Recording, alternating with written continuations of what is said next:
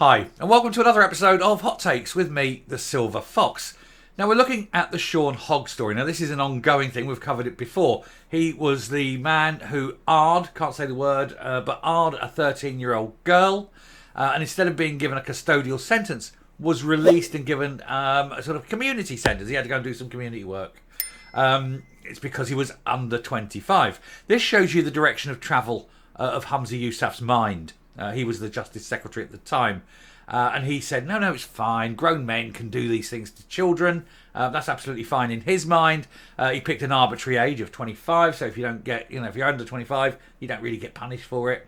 And they're slowly reducing the sentences. They're trying to normalise it. And of course, when you think that they're pushing the sexualisation of children in schools all the time and things like that, it seems to be the direction of travel. But then we all know what the P stands for in SNP. And certainly children in Scotland are not protected by law, by design. They've deliberately done this to make sure that your children aren't safe. And that anyone who does anything to them isn't punished, But anyway, Hogg is in the Court of Appeal today, or yesterday, and he was very worried, of course, because if it is seen as being unduly lenient, he could end up getting sort of 4 or 5 years in prison, where a young lad like him will be a delicious sweetmeat for the incumbents to pick over and enjoy. So yeah, he'll find out what it's like. That's fair enough. But, of course, that's if the Court of Appeal go that way. But we'll take a look at the story, see what's going on. So, Scott's teen says jury did its duty as the Ara of children, Sean Hogg, seeks to overturn conviction. The case of Sean Hogg sparked a public outcry when he was spared a jail term for attacking a schoolgirl when she was aged just 13. And of course, there he's all shamed, because he doesn't want people to see his face. People know what he looks like. We've seen pictures. But that's the kind of guy he is. But what's worse, of course, is this is the kind of justice system that Humza Yousaf has designed for Scotland. He said it's perfectly fine. 13-year-old girl, yeah. You'll just get a bit of community service. And he's probably balking at the idea of community service. He probably shouldn't even be a crime. Because let's just say that there is a certain group of people for whom this is seen as perfectly acceptable, given that there was some chap a long time ago who liked to have a very young girl as a wife.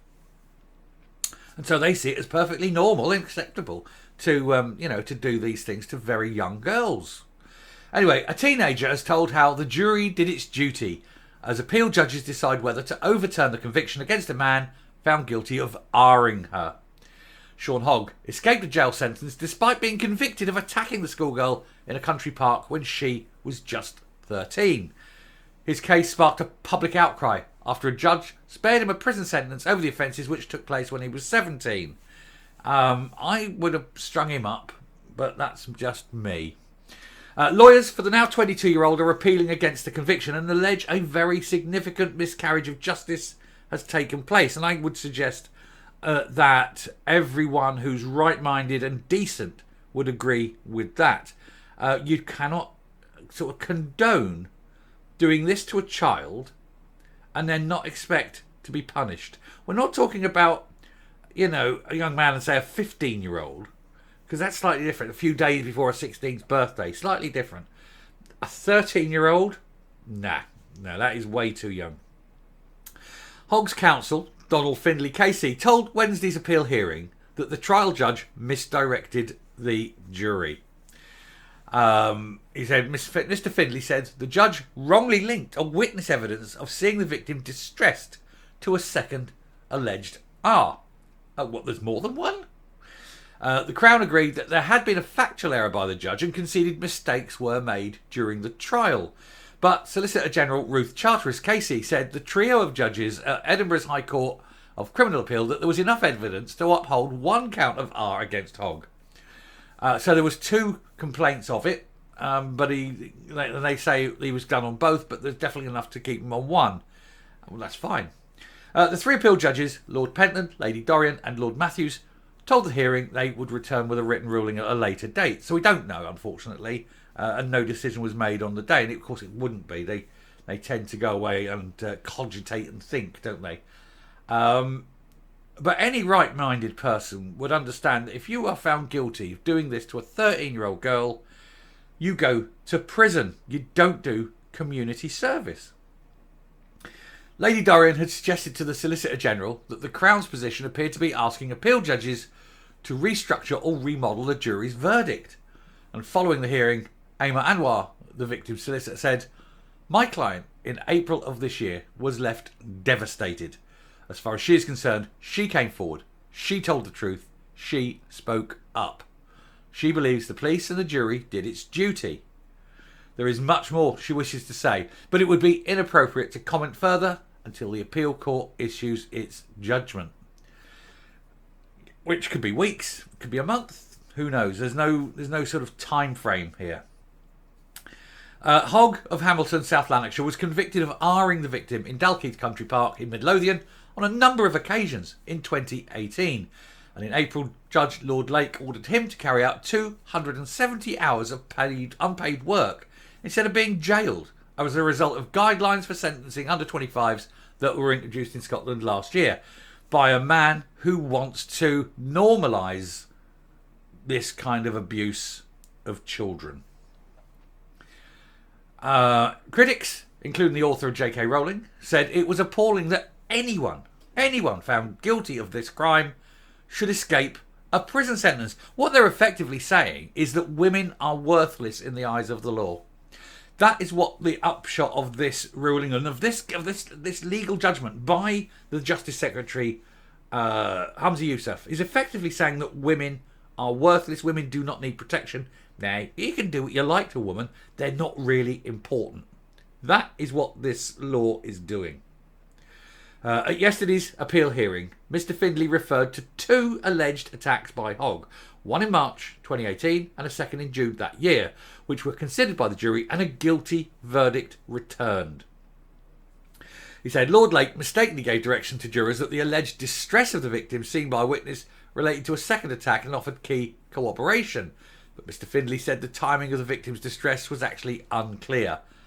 Oh, so the timing's unclear, but there's no denying that she was distressed. And they're trying to use that as a way of getting this person off this charge. Don't think so. He said there'd been a very significant miscarriage of justice. I don't think there has been. And I express with regret at the hands of the trial judge.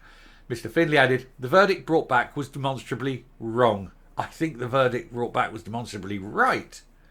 The Crown was trying to salvage the case, he said, and reverse engineer a conviction from the appeal judges. No, he's trying to clear him on one count, but he's not clearing him on the other count. So there's definitely two counts. So whatever happens, you might clear him on one count, but it doesn't stop him being an R-er of children, does it? Miss Charteris said mistakes were made during the trial and acknowledged the judge linked the victim's distress to the second incident, adding that was wrong. The prosecutor said this was purely a factual error and urged the court to look at the totality of the evidence. She asked the appeal judge to impose a substitute verdict which convicted Hogg for a single R a single R in 2018. And it goes on, and we will find out, of course, back in a few weeks' time, hopefully.